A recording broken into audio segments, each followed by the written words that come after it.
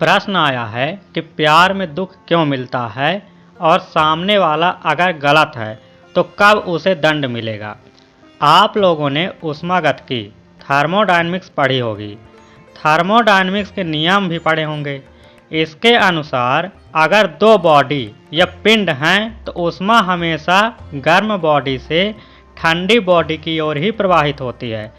Clausius statement of second law of thermodynamics कहता है कि बिना किसी बाहरी सहायता लिए या बिना किसी हस्तक्षेप के कोई भी स्वतः कार्य करने वाली ऐसी मशीन पॉसिबल ही नहीं है जो कम ताप वाले पिंड या बॉडी से अधिक ताप वाले पिंड या बॉडी में ऊष्मा ले जाकर दिखा दे।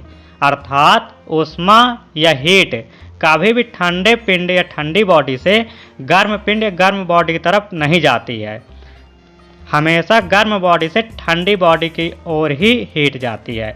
ऐसे ही रियल लाइफ में हम सबके बीच भी हमारे ऊर्जा का, हमारे कर्मों का प्रवाह आपस में होता रहता है। जहाँ जहाँ हम जुड़ते जाते हैं, जहाँ जहाँ हम रिश्ते बनाते जाते हैं। जब दो व्यक्ति किसी भी रिश्ते में आपस में जुड़ते हैं तो अच्छे कर्म या अच्छे पुण्य कर्मों वाला व्यक्ति अपनी पॉजिटिविटी या पॉजिटिव एनर्जी या पुण्य कर्म का प्रवाह जाने अनजाने सामने वाले को देता रहता है। और अगर सामने वाले के पास बुरे कर्म हैं, निगेटिविटी या निगेटिव विचार ज़्यादा हैं, तो वह अपनी निगेटिविटी सामने वाले को देने लगता है।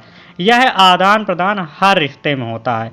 लेकिन अगर आप दोनों एक दूसरे से प्रेम करते हैं तो एनर्जी या कर्म बैलेंस आपस में बैलेंस हो जाते हैं और कोई बुरा परिणाम हम लोगों को नहीं भोगना पड़ता। इसके विपरीत यदि आप एक तरफा प्यार कर रहे हैं, एक तरफा रिश्ता रखे हुए हैं या एक तरफा किसी से भी अटैचमेंट में फंसे हुए हैं, तो इस रिश्ते में आपकी पॉजिटिव एनर्जी, आपका पुण्य कर्म का प्रवाह सामने वाले की तरफ जाने लगता है। और बुरा व्यक्ति जो होता है, उसकी जो सोल होती है, वो कभी भी अपने पुण्य कर्मों को ट्रांसफ़र नहीं करती है, अपने पुण्य कर्मों को किसी को देना नहीं चाहती है।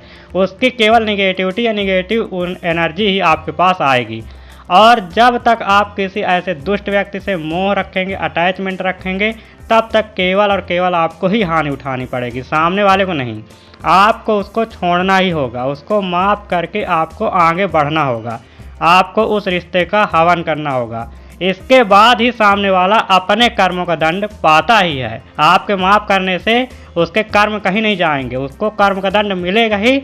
आपको माफ़ इसलिए करना है ताकि आपकी जो सोल है वो उन्नत हो सके, आप आगे बढ़ सके। अगर आप माफ़ नहीं करेंगे तो उसी रिश्ते को ढोते रहेंगे। कई बार बुरे राजा से भी प्रजा इसी तरह रिश्ता रखती है, प्रजा उसकी भक्त बन जाती है। तो इस प्रकार क्या होता है कि प्रजा दुख भोगने लगती है और राजा हमेशा सुखी रहता है। परंतु भविष्य में जब कोई नया राजा आता है तो हमें उस पुराने राजा को भूल जाते हैं, इग्नोर कर देते हैं। तो इसके बाद क्या होता है कि उस राजा के सारे कर्म वापस लौटकर उसी के ऊपर अटैक करते हैं और उसका अंत बहुत बुरा होता है। तो जब तक आप किसी से अटैचमेंट या मोह रखेंगे तो हानि आपको ही उठानी पड़ेगी। जहाँ दो तरफा रिश्ता है वहाँ तो बैलेंस है, लेकिन अगर रिश्ता एक तरफा है, अटैचमेंट एक तरफा है, तो आपको ही हानि उठानी पड़ेगी। इसलिए कम से कम एक तरफा अटैचमेंट, एक तरफा प्यार, एक तरफा रिश्ते से बचें, जिसमें आपको पता है कि सामने वाला आपकी कोई वैल्यू नहीं करता है। तो ऐसे रिश्तों से बचें। तो आशा है कि आप ये समझ गए होंगे। You must know difference between love and attachment.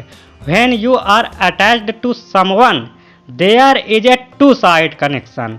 Negativity from their life will flow into you and ruin positivity of your life. Positivity of your life will flow into their life but get cancelled with their negativity.